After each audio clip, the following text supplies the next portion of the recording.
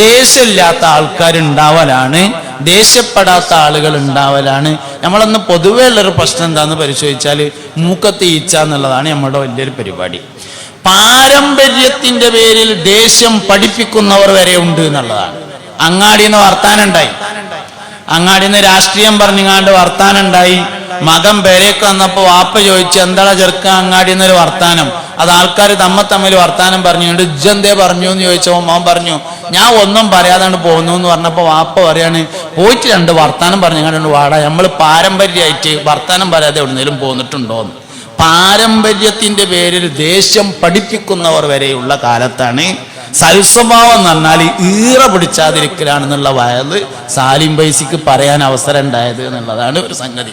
അതുകൊണ്ട് സൽസ്വഭാവം എന്ന് പറഞ്ഞാൽ ഈറ പിടിച്ചായിരിക്കലാണ്. സാധാരണ നമ്മൾ പറയലുണ്ട്, അയൽപക്കത്തെ കുട്ടിയോടുള്ള സ്വഭാവം അവനാന്റെ കുട്ടിയോട് കാണിക്കാൻ ഒരാൾക്ക് കഴിയുന്നുവെങ്കിൽ സൽസ്വഭാവിയാണ്. അയൽപക്കത്തെ സ്ത്രീയോട് കാണിക്കുന്ന സ്വഭാവം അവനാന്റെ ഭാര്യയോട് കാണിക്കാൻ കഴിയുന്നുവെങ്കിൽ സൽസ്വഭാവിയാണ്. തെങ്ങമ്മ കയറാൻ വരുന്ന ആളോട് കാണിക്കുന്ന സ്വഭാവം അവനാന്റെ പുതിയാപ്പനോട് കാണിക്കാൻ കഴിയുന്നുവെങ്കിൽ സൽസ്വഭാവിയാണ്. മറ്റുള്ളവരോട് കോഴിക്കോട് പോയാൽ കാണിക്കുന്ന സ്വഭാവത്തെ അച്ചിപ്പുറയിൽ കാണിക്കാൻ കഴിയുമെങ്കിൽ സൽസ്വഭാവിയാണ്. കോഴിക്കോട്ട് അങ്ങാടി ചെന്നാൽ നമ്മളൊക്കെ സൽസ്വഭാവം തന്നെയൊക്കെ, നമുക്ക് ആർക്ക് ഈറൊടിച്ചൊന്നുമില്ല. അച്ചിപ്പുറ എന്നിട്ടാണ് ഈറൊടിച്ചത്, പെരേക്ക് വന്നാലാണ് ഈറൊടിച്ചത്. ദൂരെ നമ്മൾ കാണിക്കുന്ന സ്വഭാവം അടുത്ത് കാണിക്കാൻ കഴിയണം, അപ്പോഴാണ് സൽസ്വഭാവിയാകാം. അതായത് ഇത് ഒരു ഉദാഹരണം പറഞ്ഞാൽ മനസ്സിലാവും. നമ്മളെ പെരയിൽ പായസം ഉണ്ടാക്കിയപ്പോൾ അടുത്ത പെരയിൽ ഇളയമാന്റെ കുട്ടി വന്നു. പൊട്ടണ ഗ്ലാസ്സിൽ ഒരു കുപ്പി പായസം കൊടുത്തു, ഒരു ഗ്ലാസ് പായസം കൊടുത്തു. പായസം കുടിക്കണതിൻ്റെ ഇടയിൽ ഗ്ലാസ് വീണ് പൊട്ടി. നമ്മൾ പറയും സാരമില്ല, കാരണം ഇളയമാന്റെ കുട്ടിയാണ്, അയൽവക്കത്തുള്ള കുട്ടിയാണ്. പിറ്റേന്ന് നമ്മൾ പായസം ഉണ്ടാക്കി, ആ പായസം കുടിച്ചപ്പോൾ ഗ്ലാസ് പൊട്ടി. നമ്മളെ കുട്ടിയുടെ കയ്യിൽ നിന്നാണെങ്കിൽ സ്വഭാവം മാറും. അയൽപക്കത്തെ കുട്ടിയോട് കാണിക്കുന്ന സ്വഭാവം അവനാന്റെ കുട്ടിനോട് കാണിക്കാൻ കഴിയുന്നില്ല. അയൽപക്കത്തെ സ്ത്രീയോട് കാണിക്കുന്ന സ്വഭാവം, തമാശ പറയലുണ്ട്, അവനാന്റെ പെണ്ണുങ്ങളെ ചൊറുക്കറിയണമെങ്കിൽ അടുത്ത പെരന്റെ ടെറസിന്റെ മേലെ കയറിയിട്ട് ഇങ്ങോട്ട് നോക്കണം എന്ന് പറയലുണ്ട്. അയൽപക്കത്ത് കാണിക്കുന്ന സ്വഭാവം അവനാന്റെനോട് കാണിക്കാൻ കഴിയുക. മീൻ കച്ചവടക്കാരനോട് കാണിക്കുന്ന സ്വഭാവം അവനാന്റെ പുതിയാപ്പനോട് കാണിക്കാൻ കഴിയുക. തെങ്ങമ്മ കയറാൻ വരുന്ന ആളോട് കാണിക്കുന്ന സ്വഭാവം അവനാന്റെ ഭാര്യയോട്, അവനാന്റെ ഭർത്താവിനോട് കാണിക്കാൻ കഴിയുക.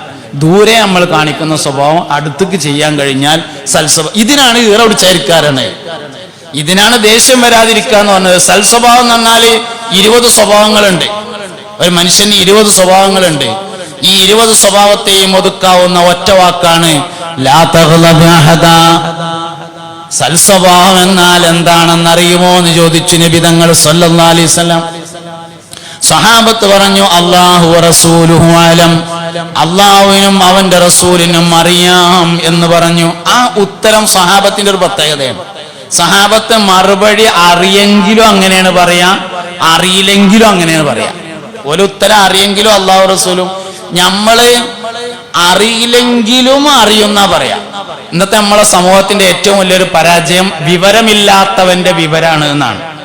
വിവരമില്ലാത്തവന്റെ വിവരം എന്ന് പറഞ്ഞാൽ, ഒരാള് ചെങ്ങായോ എന്റെ പെണ്ണുങ്ങളോട് പറഞ്ഞു, അന്നെ ഞാൻ 3 പിരിച്ചു എന്ന്. പള്ളിക്കത്തെ സ്ഥാനോട് വന്നിട്ട് പറഞ്ഞു, ഉസ്താദേ ഞാൻ എന്റെ പെണ്ണുങ്ങളോട് അന്നെ ഞാൻ 3 പിരിച്ചു എന്ന് പറഞ്ഞു, ഇനിയിപ്പോ എന്താ കാട്ടുക എന്ന് പറഞ്ഞ ഉസ്താദ് പറയും, ജയ് പ്രശ്നമാക്കല്ലേ, നമുക്ക് കാലേരെടുത്തൊന്ന് പോകാം, അല്ലെ ഈ പട്ടിക്കാട് ജാമ്യാനൂരിയയിൽ പോകാം, അല്ലെങ്കിൽ നമുക്ക് ദാറുൽ ഹുദയിൽ ഒന്ന് പോയിട്ട് ഉസ്താദന്മാരെ ഒന്ന് കണ്ട് വിവരങ്ങൾ പറഞ്ഞിട്ട് ഓലൊരു തീരുമാനം പറയും. ഓലെ തീരുമാനം കിട്ടിയതിന്റെ ശേഷം തീരുമാനാക്കാന്ന് പറയും പള്ളിക്കത്തെ ഉസ്താദ്. അതേ സമയത്ത് അങ്ങാടിയിൽ ചായ പാരനെ, മീൻ കച്ചവടം ചെയ്യണേ, വല നന്നാക്കണേ, മീൻ പിടിച്ചാൻ പോണേ, തെങ്ങ് തിറക്കാൻ പോണ ആളോട് ചോദിച്ചാല് അപ്പ പറയും മസാല അത് 3 തലാക്കും പോയിട്ടുണ്ട്, ഇനി മൂല്യന്മാരൊക്കെ മാറ്റി പറയുമെന്നാവോന്ന് പറയും. ഇതിനാണ് വിവരമില്ലാത്തവന്റെ വിവരം എന്ന് പറഞ്ഞത്. ഇന്ന് ഉമ്മത്തിന്റെ ഏറ്റവും വലിയൊരു ശാപമായി വിവരമില്ലാത്തവന്റെ വിവരം മാറിയിരിക്കുകയാണ്. അതുകൊണ്ട് ആദ്യം വേണ്ട എന്താ വെച്ചാല്, അറിയില്ലെങ്കിൽ അറിയില്ല എന്നുള്ള അറിവുണ്ടാവണം എന്നാണ്. അന്തമില്ലാത്തൊരനന്ത കൊടിയാണി അന്ത്യലോകത്തിൻ്റെ അന്തർഭാഗത്തിൽ, അന്തമില്ലെങ്കിലും അന്തമില്ലെന്നുള്ള അന്തമുണ്ടാവലാണ് ഏറ്റവും അന്തം. വിവരമില്ലെങ്കിൽ വിവരമില്ല എന്നുള്ള വിവരമാണ് ഏറ്റവും വലിയ വിവരം എന്നാണ്. നേരെ മറിച്ച് പഴയ തലമുറക്ക് അതുണ്ടായിരുന്നു, പുതിയ തലമുറക്ക് അതില്ല. മസ്അലൊന്നും അങ്ങനെ പറയാൻ പാടില്ലാത്തതാണ്.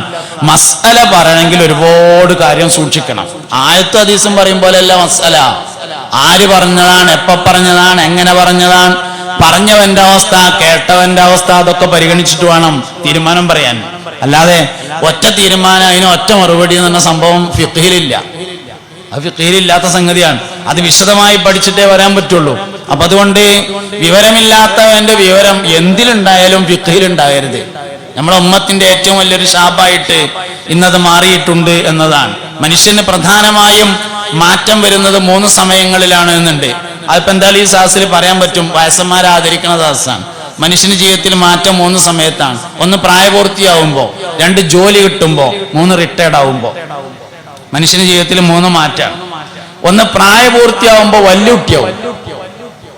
ഓന്റെ വാപ്പ പറയും ഓനോട്, ഇജിപ്പോ വലിയ കുട്ടിയേക്കണു, പയമായിരം അല്ലട്ടോന്ന്. ഓനും തോന്നും ഞാൻ ഇപ്പൊ വലിയ കുട്ടിയായല്ലോ എന്ന്.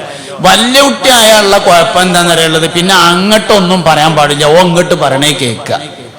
ഏത് മനുഷ്യനും പരാജയപ്പെടും വലിയ കുട്ടിയായാലേ. എപ്പോഴും ചെറിയ കുട്ടിയായിരിക്കണം, എന്നാൽ നമ്മളെല്ലാരും വിജയിക്കും. വലിയ കുട്ടി ആകരുത്. വലിയ കുട്ടി ആയാൽ പിന്നെ ഇങ്ങോട്ടൊന്നും പറയാൻ പാടില്ല, ഓൻ പറഞ്ഞത് അങ്ങോട്ട് കേൾക്കാനേ പാടുള്ളൂ എന്ന മനസ്സുണ്ടാവും. രണ്ടാമത് ജോലി കിട്ടിയാൽ മാറും എന്നുള്ളതാണ്. ഒരു ജോലി കിട്ടാൻ വേണ്ടിയിട്ട് കഴുതക്കാല് വരെ പിടിക്കാൻ റെഡിയാണ്. അതേ സമയത്ത് ജോലി കിട്ടിയാൽ സ്വഭാവം മാറും. നമ്മൾ പല പഞ്ചായത്ത് ഓഫീസിൽ, വില്ലേജ് ഓഫീസിൽ, പോലീസ് സ്റ്റേഷനിലൊക്കെ ചെന്നാൽ അവിടെ ഉണ്ടാവും മോത്തക്ക് നോക്കാത്ത കുറെ ആൾക്കാർ. ഓല് ജോലി കിട്ടുന്നതിന് മുമ്പ് അങ്ങനെയൊന്നും അല്ലായിരുന്നു, നല്ല മനുഷ്യന്മാരായിരുന്നു. ദേഷ്യണ്ടായിട്ട് പറയുന്നതല്ല. നമ്മൾ ചില ഓഫീസുകളിലൊക്കെ ചെന്നാലേ, ചില ഓഫീസുകളിൽ കേന്ദ്ര ഗവൺമെന്റ് സ്ഥാപനങ്ങൾ, കേരള ഗവൺമെന്റ് സ്ഥാപനങ്ങൾ, അങ്ങനെയൊക്കെയുള്ള ഓഫീസുകളിലൊക്കെ ചെന്നാലുണ്ടാവും മനുഷ്യന്റെ മോത്ത് നോക്കാത്ത കുറെ സൈസ്. ഓല് ജോലി കിട്ടണതിന്റെ മുമ്പ് അങ്ങനെയല്ലാന്ന് എല്ലാരോടും ചിരിച്ചു കളിച്ച് വർത്താനം പറഞ്ഞ നല്ല മനുഷ്യന്മാരായിരുന്നു. ജോലി കിട്ടിയപ്പോ അങ്ങനെ ഉണ്ടായി മാറിയതാണ്. ജോലിയുള്ളവർക്ക് ജോലി ഇല്ലാത്തവരെ കണ്ണിന്റെ നേരെ കാണാൻ പറ്റാത്ത അവസ്ഥ. ഇതാണ് മാറ്റം. മൂന്നാമത്തെ അവസ്ഥ, അത് പറയാനാണ് ഞാൻ അത് പറയണേ കേട്ടോ. 1, 2 പറയാനല്ല. മൂന്നാമത്തേത് റിട്ടയർഡ് ആകുമ്പോൾ മനുഷ്യനൊരു മാറ്റം ഉണ്ടാവും. റിട്ടയർഡ് ആകുക എന്ന് പറഞ്ഞാല് ഗവൺമെന്റ് ജോലിയിൽ നിന്ന് റിട്ടയർഡ് ആകുക എന്ന് മാത്രമല്ല ഞാൻ ഉദ്ദേശിച്ചത്, അതുമാണ്. കൃഷിയിൽ നിന്ന് റിട്ടയർഡ് ആയാലും അങ്ങനെ തന്നെയാണ്, കുവൈത്തിൽ നിന്ന് റിട്ടയർഡ് ആയാലും അങ്ങനെ തന്നെയാണ്, എവിടുന്ന് സൂപ്പർ മാർക്കറ്റിൽ നിന്ന് റിട്ടയർഡ് ആയാലും ഒക്കെ മാറ്റം ഉണ്ടാവും. എന്താ മാറ്റം? കുട്ടികളെ കണ്ണിന്റെ ഏറെ കണ്ടുവിടാന്നുള്ളത് ഈ കാര്യം മാറ്റം. പേരക്കുട്ടി വിരുന്ന് വരുമ്പോ വലിയ സന്തോഷത്തിലാണ് വരിക. വല്യാപ്പാന്റെ അടുത്തേക്ക്, ഉപ്പാപ്പാന്റെ അടുത്തേക്ക് പോവുക എന്നൊക്കെ പറഞ്ഞാണ്ട് റാഹത്തിൽ വരും. വന്നേക്കിനും തിരക്കുണ്ടാവില്ല. കടലമുട്ടായി കൊടുന്നച്ചൊക്കെ എടുത്തു കൊടുക്കും. ഒറ്റ ദിവസം മുഴുവനാവില്ല. അതിന്റെ മുമ്പ് വല്യാപ്പാക്ക് ചൊറിച്ചിൽ തുടങ്ങും. സൈക്കിൾമ കയറിയാല് കണ്ടിലെ ചെറുക്കം ഊര മുറിച്ചാൻ കയറിയിരിക്കണത്. കയറിയില്ലെങ്കിൽ 4000 റുപ്യ ചെലവാക്കി ആ സൈക്കിള് കൊടുന്നിച്ചിട്ട് ഓനൊന്ന് കയറി നോക്കിക്കൂടൈമേ എന്നായി. ഇതേ സംഗതി പള്ളിക്ക് ഉണ്ടാവും ചിലപ്പം, പ്രത്യേകിച്ച് ദർസുള്ള പള്ളിക്ക് ഉണ്ടാവും. ഇവിടെ ഉണ്ടോന്ന് എനിക്കറിയില്ല, പൊതുവെ ഉണ്ടാവും. അതെന്താ വെച്ചാല് ഹൗദെന്ന് വെള്ളം മുക്കിയാലും കേസാണ്, മുക്കിയില്ലെങ്കിലും കേസാണ്. ഹൗദെന്ന് വെള്ളം മുക്കിയാൽ പടച്ചോന്റെ പള്ളിക്കത്തെ വെള്ളം മുഴുവൻ മുക്കി ഒഴിച്ചെന്നായി.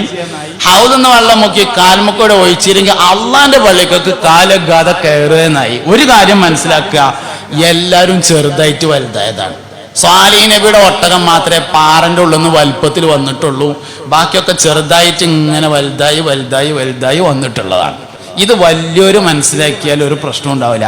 ഇത് പെരയിലും അങ്ങനെ തന്നെ, പള്ളിക്ക് മാത്രമല്ല, പെരയിലും അങ്ങനെ തന്നെ കാര്യം. അപ്പൊ അതുകൊണ്ട് ജീവിതത്തിന്റെ മാറ്റങ്ങളെ എല്ലാവരും തിരിച്ചറിയണം.